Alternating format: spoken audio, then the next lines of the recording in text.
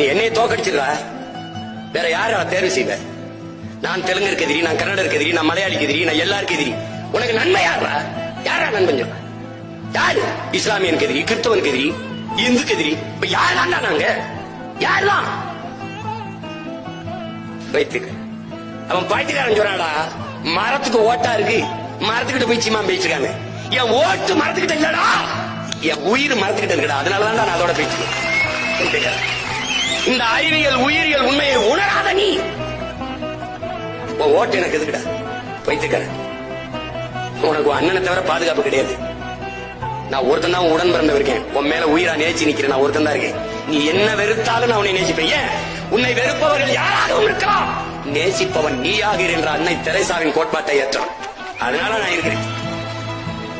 என்னை ஏற்பவன், வெறுப்பவன், ஆதரிப்பவன், அருவருப்பவன் எல்லாருக்கும் அகத்தான் போராடிட்டு இருக்கேன்.